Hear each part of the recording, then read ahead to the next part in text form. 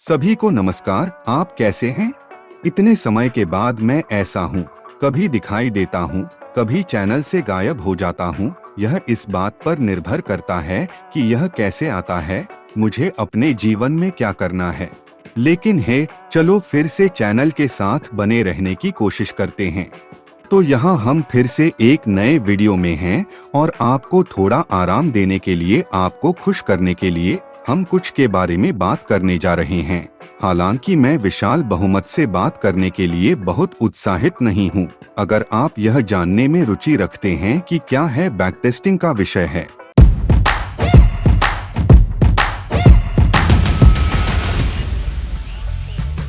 यह बहुत महत्वपूर्ण बात है। जबकि मैं कहता हूँ कि मैं बात करने के लिए उत्साहित नहीं हूँ, ऐसा इसलिए नहीं है क्योंकि यह महत्वपूर्ण नहीं है। वास्तव में यह बहुत महत्वपूर्ण है। मैंने इसे किया है और अब भी समय समय पर करता हूँ, किसी भी चीज से अधिक, क्योंकि हमने पहले ही रणनीतियाँ स्थापित कर ली हैं। मेरे पास पहले से ही ऐसी रणनीतियाँ हैं जिन्हें मैंने पहले ही डिजाइन कर लिया है।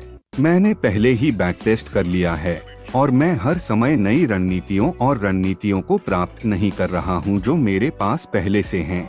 मैं उन्हें टेलीग्राम समूहों में, LCG समूहों में साझा करता हूं।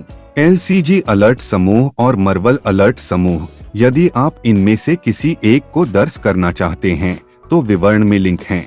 जिन रणनीतियों को आप पहले से जानते हैं कि मैं यहाँ चैनल में उपयोग करता हूँ, वे इलियट में ऑसिलेटर्स के साथ पिछली रणनीतियाँ हैं। प्रवृत्ति में बदलाव, ABC विधि और इसी तरह। अभी हम जिस बारे में बात करने आए हैं वह बैकटेस्टिंग है। यह कुछ ऐसा है जो मुझसे हर जगह पूछा जाता है। बैकटेस्टिंग क्या है, बैकटेस्ट कैसे करें, बैकटेस्ट करने के लिए क्या आवश्यक है, वगैरह। यह एक बहुत ही जटिल विषय है, लेकिन इसे संक्षेप में प्रस्तुत करने और इसे एक वीडियो में फिट करने में सक्षम होने के लिए कम या ज्यादा आइए नहीं कहते हैं।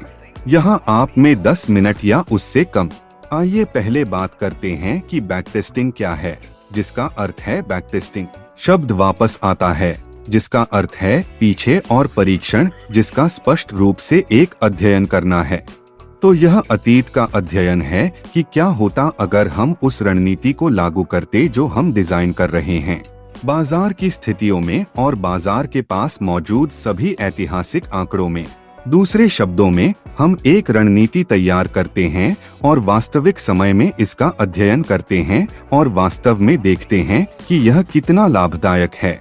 वास्तविक समय में हमें वर्षों लगेंगे और वास्तव में हमारे पास नहीं होगा और इसे लाभदायक होने में लंबा समय लगेगा।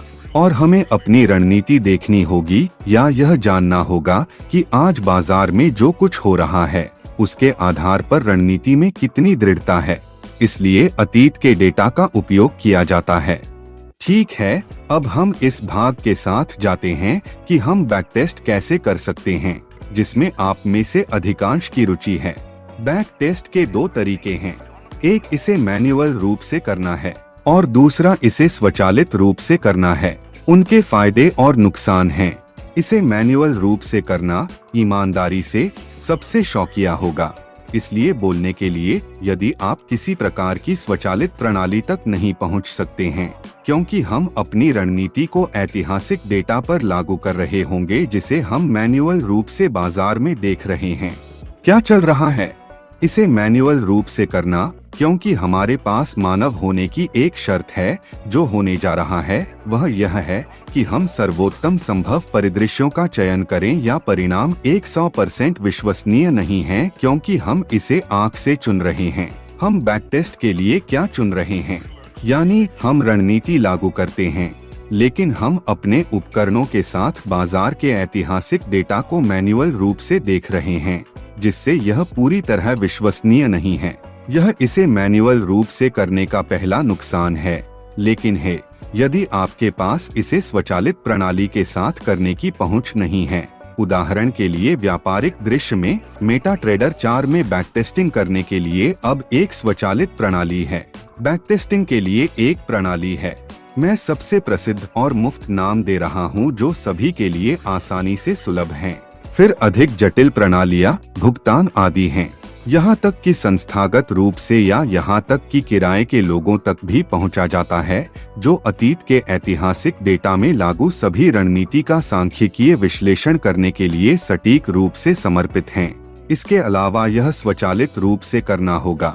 इसलिए बोलने के लिए यदि वे स्वचालित सिस्टम का उपयोग करते हैं तो ये लोग, यदि यह मैनुअल नहीं होगा लेकिन यह भी पक्षपाती है, तो उनके पास दो तरीके हैं, मैनुअल और स्वचालित।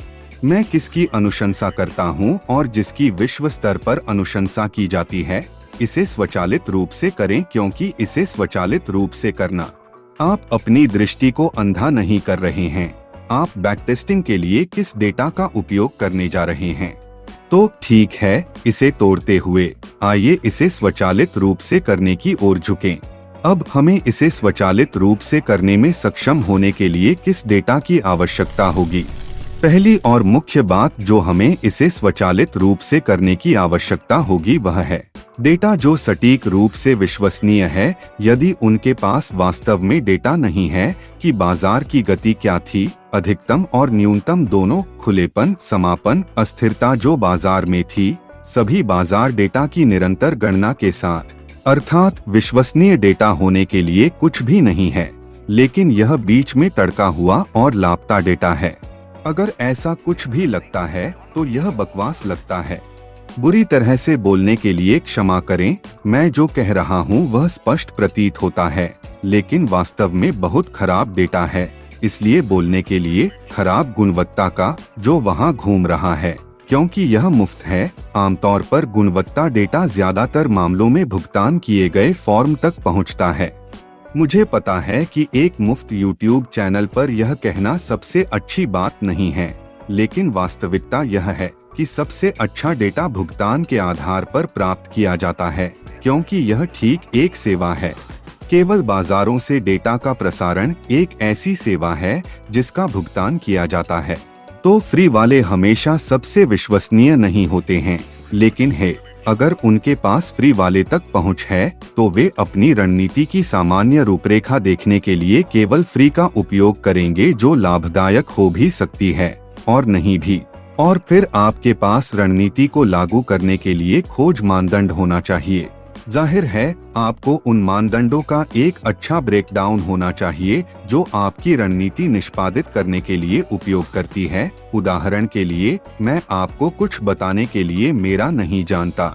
जब तरंग भी समाप्त हो जाती है और यह पहचाना जाता है कि तरंग भी समाप्त हो जाती है, तो आपको यह भी देखना होगा कि वे उस तरंग भी को कहाँ पहचानते हैं। दो नई चढ़ाव या दो नई ऊंचाई बनाई जाती है और एक प्रवृत्ति की दिशा में एक खरीद और बिक्री आदेश निष्पादित किया जाता है। उदाहरण के लिए, मेरे द्वारा उपयोग की जाने वाली रणनीति को लागू करने के लिए यह एक मानदंड होगा जो कि ABC विधि है। आप अपना उपयोग करेंगे। आप एक औसत क्रॉसओवर नहीं हो सकते हैं जब 4 के EMI का क्रॉसओवर 9 के EMI को पार करता है, और इसी तरह आप इसे अपनी इच्छानुसार चुन सकते हैं, लेकिन आपको इसे अच्छी तरह से परिभाषित करना होगा ताकि आप इसे कोड में डाल सकें या ताकि आप इसे एक स्वचालित प्रणाली के खोज मानदंड में डाल सकें ताकि यह बैकटेस्टिंग करने में सक्षम हो सके, और यह कि बाजार में मौजूद सभी ऐतिहासिक डेटा पर इसे स्वचालित रूप से लागू करता है। और वहां आप आज के बिंदु से पीछे की ओर देखने जा रहे हैं। क्या होता यदि रणनीति को विशिष्ट खोज मानदंड के साथ लागू किया जाता जो आपने रखा था, अर्थात आप 9 के 4 क्रॉस के EMI डालते हैं और यदि यह होता है तो इसे खरीद लिया जाता है। यह एक तेजी से ऊपर की ओर है, और अगर यह इसे एक मंदी के तरीके से करता है तो यह एक क्रॉस है। यह एक छोटी स्थिति प्रविष्टि है, यानी एक छोटी स्थिति, एक मंदी की बिक्री की स्थिति जो कि लागू होने पर होती, और वे जाते हैं अतीत में देखने में सक्षम होने के लिए सफलता प्रतिशत की डिग्री, स्टॉप लॉस कितनी बार हिट हुआ, कितनी बार टेक प्रॉफिट हिट हुआ, और यह सब अस्थिरता पर निर्भर करेगा, और यह भी कि हम थोड़ी देर बाद देखेंगे बैक टेस्टिंग के मनोवैज्ञानिक लाभ क्या हैं।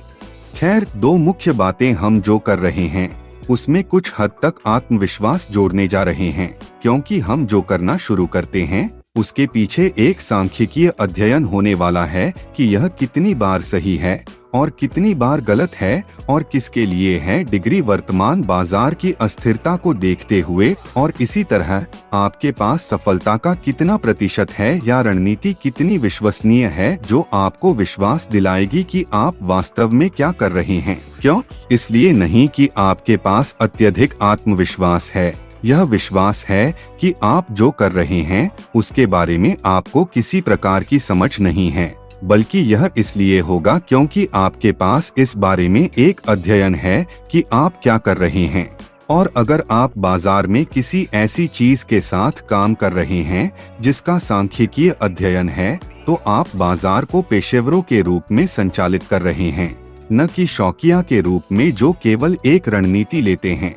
उन्हें ऐसा लगता है कि यह अच्छी तरह से काम कर सकता है और वे इसे बाजार में डालते हैं और इसे इतनी जल्दी करते हैं। बैकटेस्टिंग करने से वे पेशेवर व्यापारियों में बदल जाएंगे क्योंकि वे एक ऐसी रणनीति का उपयोग कर रहे होंगे जिसके पीछे एक सांख्यिकीय अध्ययन है और वे नहीं हैं। आपको क्या लगता है कि बाजार में क्या काम कर सकता है? इसकी रणनीति बोलियों का उपयोग करना। इसलिए मैं टेलीग्राम, वर्बल अलर्ट और एलसीजी समूहों में जोर देता हूं। मैं हमेशा रणनीति भेजता हूं जिसके पीछे एक सांख्यिकीय अध्ययन होता है। मैं हमेशा अलर्ट या इंट्राडे अलर्ट भेजता हूं। इंट्राडे खरीदने और बेचने की सिफारिशें, वास्तव में हाँ, यानी कब खरीदना है, कब बेचना है, रास्ते में किस तरह की रणनीति में बदलाव करना है इत्यादि। इन सब के पीछे बैक टेस्टिंग स्टडी की गई है, इसलिए मैं इसे वर्षों से नहीं बदलता।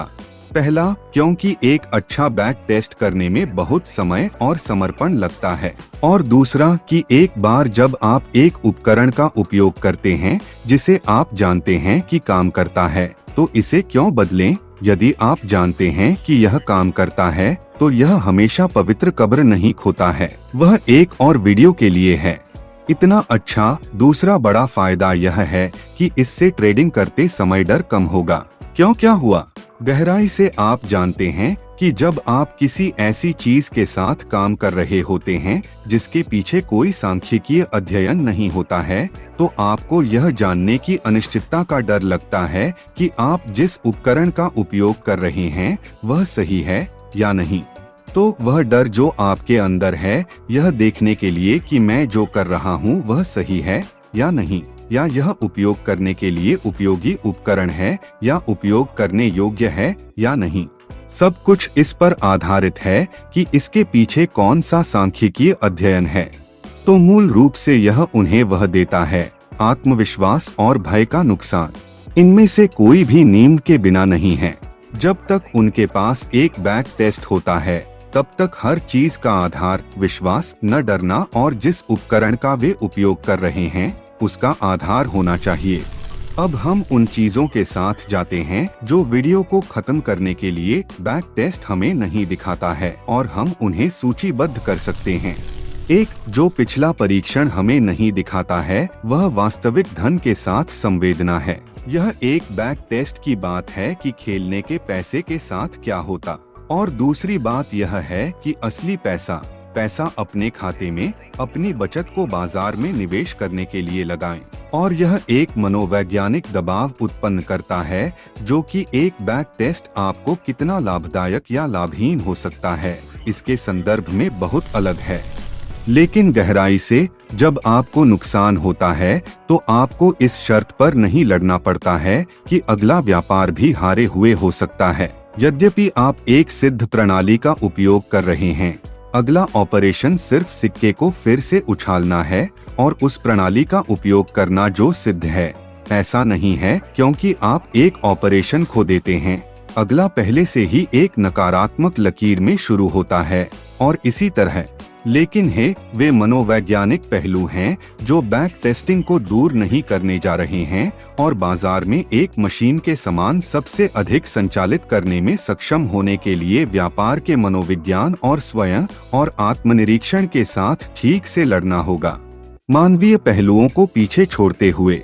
दूसरा, किसी व्यापार पर पैसा खोना हमें कैसे प्रभावित करता है और यह भविष्य के व्यापारों को कैसे प्रभावित करेगा। जब आप जीत रहे होते हैं तो शायद आपको एक उच्च आत्मविश्वास होना शुरू हो जाता है।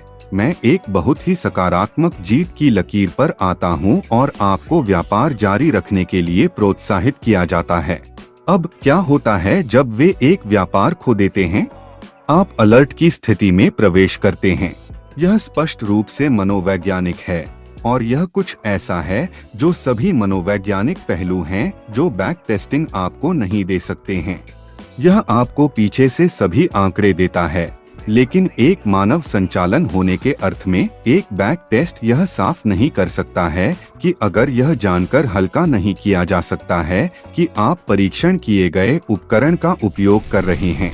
तीसरा, एक और पहलू जो बैक टेस्टिंग का समाधान नहीं करता है वह है कि कैसे एक गिरावट को दूर किया जाए, क्योंकि जब आपके पास सकारात्मक लकीर होती है तो आपके पास मुनाफे का एक महत्वपूर्ण संचय होता है, लेकिन जब आपके पास हार की लकीर होती है तो आपके पास नुकसान का संचय होता है और इसे ड्रॉडाउन कहा जाता है। आप ड्रॉडाउन से कैसे निपटते हैं? यह मनोवैज्ञानिक भी है। बैक टेस्टिंग उन्हें आपको नहीं देगा और यह उन्हें ध्यान में नहीं रखेगा। यह आपके द्वारा उपयोग किए जाने वाले मापदंडों पर निर्भर करता है, लेकिन आम तौर पर आपके पास यह शर्त नहीं होगी कि आपका खाता उस ड्रॉडाउन का समर्थन करने के लिए कितना तंग है, जब तक एक विशिष्ट राशि के साथ बैक टेस्ट में नहीं। वहाँ यह हो सकता है यदि आप कहते हैं, ठीक है, मेरे पास इतना पैसा है और मैं यह देखने के लिए कि रणनीति कितनी लाभदायक है, यह देखने के लिए मैं एक गिरावट के रूप में स्वीकार कर सकता हूँ, यह वास्तविकता के सबसे करीब की चीज होगी। लेकिन एक बैक टेस्ट जो उन्हें नहीं देता है वह ठीक है कि एक ड्रॉडाउन से कैसे निपटें, जो एक नकारात्मक लकीर है और सीधे लाल रंग में खाते के साथ होने के कारण वे $1000 जमा नहीं करते हैं। वे ट्रेडिंग शुरू करते हैं और अचानक वे $500 पर होते हैं। उन्होंने बिल का आधा खो दिया। इसका सामना कैसे करें? बैक टेस्टिंग उन्हें हल करने वाला नहीं है, लेकिन कम से कम यह उन्हें यह जानने का विश्वास दिलाएगा कि वे क्या कर रहे हैं। अगर उनके पास ड्रॉडाउन का समर्थन करने के लिए अच्छी रकम है, लंबी अवधि में वे लाभदायक होंगे क्योंकि उनके पास सांख्यिकीय अध्ययन है जो इसे साबित करता है। बैक टेस्टिंग क्या विचार नहीं करेगा कर और कमीशन है। यह सब इस बात पर निर्भर करता है कि वे किस उपकरण का उपयोग करते हैं, उपकरण कितना परिष्कृत है और इसी तरह, लेकिन सामान्य दिशानिर्देशों में जिसके साथ वे मुफ्त में घूम रहे हैं। यह शुरू करने के लिए अच्छा है। उदाहरण के लिए ट्रेडिंग व्यू है एक मेट्रो ट्रेडर 4 का। यह उन्हें जो नहीं देने जा रहा है वह अंतर यह है कि वे कमीशन पर कितना खर्च कर रहे हैं, उदाहरण के लिए, या अपने देश में करों पर। एक बैक टेस्ट यह गणना करने वाला नहीं है कि आपको अर्जेंटीना में 30% लाभ का भुगतान करना है। यह ऐसा नहीं करने जा रहा है, इसलिए इस बात का ध्यान रखें। नंबर 5 जो बैक टेस्टिंग हल नहीं करने वाला है वह यह जानना है कि बाजार तरल है या नहीं। बैक टेस्टिंग बाजार डेटा के उच्च चढ़ाव, बंद होने, खुलने आदि पर काम करेगा, लेकिन यह वास्तव में यह नहीं पहचान पाएगा कि वॉल्यूम 100 शेयर या 1,000,000 शेयर थे या नहीं, और उन्हें उस राशि को ध्यान में रखना होगा जो वे उपयोग की जाने वाली राशि और अन्य के कारण करते हैं। अगर वे ऐसे लोग हैं जिन्हें मैं नहीं जानता, तो वे एक ऐसे बाजार में $50,000 के साथ काम करते हैं जो एक दिन में $10,000 की ओर बढ़ता है। एक स्टॉक बैक टेस्ट नहीं कर पाएगा। हालांकि बैक टेस्टिंग से उन्हें पता चल जाएगा कि वे उस तरलता के कारण इस प्रकार के बाजार में लाभदायक होंगे, लेकिन वे ऐसा नहीं कर पाएंगे। तो इसे ध्यान में रखें, तरलता और बाजार तरल है या नहीं, बैक टेस्टिंग उन्हें हल करने में सक्षम नहीं होगा। यह आपके द्वारा वहां उपयोग किए जाने वाले टूल पर निर्भर करता है। बहुत परिष्कृत उपकरण बहुत महंगे, ठीक उसी कारण से वीडियो में इसका उल्लेख करना भी समझ में नहीं आता है। लेकिन है सामान्य दिशानिर्देशों में, यदि बाजार तरल है तो बैक टेस्टिंग से इसका समाधान नहीं होगा, तो उस पर भी ध्यान दें। बहुत महत्वपूर्ण है, बाजार और तरल पदार्थों में न उतरें। चाहे उनके पास कितनी भी रणनीति क्यों न हो। यदि उनके पास कोई रास्ता नहीं है और कोई रास्ता नहीं है तो रणनीति विफल हो जाती है, क्योंकि उनके पास कोई रास्ता नहीं है या कोई रास्ता नहीं है। और छठा और आखिरी और सबसे महत्वपूर्ण यह आत्मतोड़फोड़ है जो हमारे पास लोगों के रूप में है। जब हम बैक टेस्टिंग को संचालित करते हैं, यह स्वचालित रूप से करता है, जैसे कि यह एक रोबोट था। वास्तव में एक स्वचालित प्रणाली है। यह लगभग वैसा ही है जैसे कि यह एक रोबोट हो। लेकिन जब हम काम करते हैं तो ऐसे समय होते हैं जब हम स्टॉप लॉस को हिलाते हैं। कई बार हम लाभ को स्थानांतरित करते हैं। मैं यह नहीं कह रहा हूं कि यह करना सही है, लेकिन दिल पर एक हाथ रखकर वे ऐसा नहीं करते हैं।